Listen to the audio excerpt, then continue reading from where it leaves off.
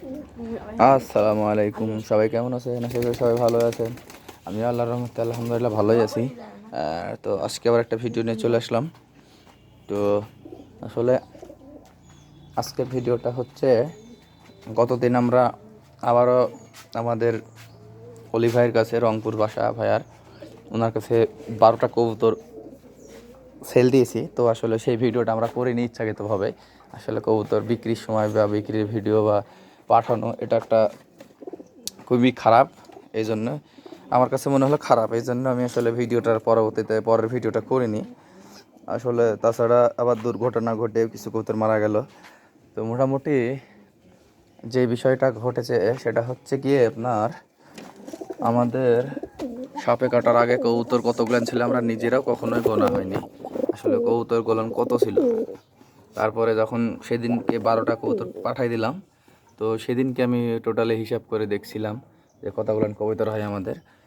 তো দেখলাম যে এখন পর্যন্ত আমাদের বাসায় কবুতর আছে, এখন এই ইনস্ট্যান্ট আমাদের বাসায় এখন কবুতর আছে 110টা।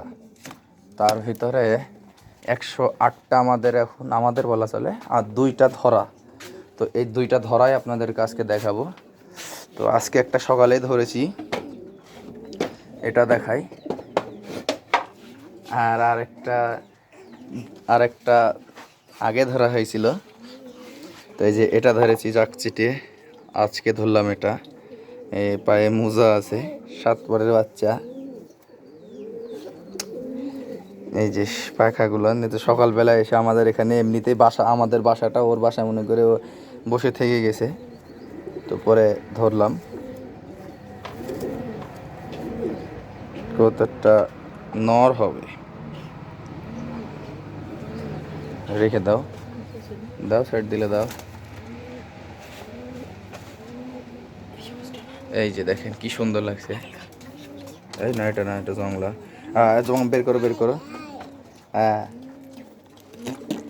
এই যে জালালিটা দেখছেন, এই জালালিটার একটা আপনাদের কাহিনী গল্প শোনায়। এই জালালিটা আমরা ধরেছিলাম অনেক, প্রায় 1.5 বছর আগে। হ্যাঁ, তো এই জালালিটার আবার একটা ভালো, এই জালালিটা ধরে আমাদের এক ভাইয়ের কাছে আমরা দিয়ে দিয়েছিলাম। তো এই জালালিটা ওর কাছ থেকে যতবার পর পাই ততবারই আমাদের বাসায় চলে আসে। তো এবার আবার চলে আসছে, তো রাগ করে আর নিতে আসেনি এবং বলেছে যে আমাদেরকে একটা মাদি দিতে হবে, তাহলে আর নিবে না। তো আমরাও রেখে দিচ্ছি, যেহেতু বারবার আমাদের এখানে চলে আসছে এই জন্যে। তো এই জালালিটা আসলে রেসার্ট নটটা বিক্রি করে না দিলে হয়তো বা জালালিটার সঙ্গে জোড়া দিতাম। আর এই যে জাগটা আর সবুজটা এই খাঁচার ভিতরে কোথাও আছে, দেখো। এটা কিন্তু গায়ের লোম পড়ার কারণে এমন লাগতেছে। এখন সবাই জানেন, সবার কবুতরের গায়ের লোম পড়তেছে। হ্যাঁ, দেখো আস্তে আস্তে খোঁজো পাবা। ওখানে নাই, এই 3-4 খোপের ভিতরে।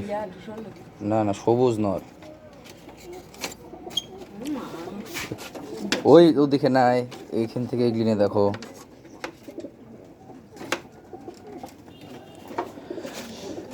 ওরা বুড়ান ওইদিকে খুঁজুক, আর তার সঙ্গে দেখাই এই যে আমাদের লিলি জোড়া এখানে আছে।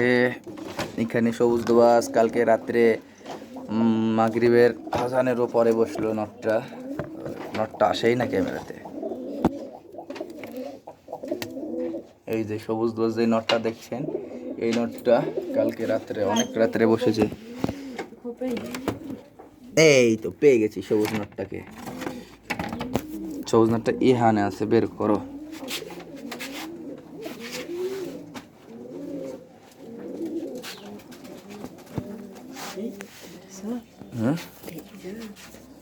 এই যে সবুজ নর, ঠোঁট সাদা।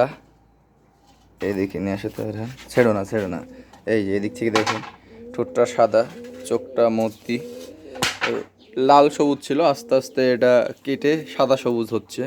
এটা বাচ্চা, এবং এই বাচ্চা কবুতরের যার কবুতর সে বাচ্চা উঠাইছে। এই যে এইগুলান আপনার, এই লেজগুলান আপনার লালটে ভাব ছিল এবং উড়লে লালই লাগছিল। আর যে এখন আস্তে আস্তে সবুজ হয়ে যাচ্ছে।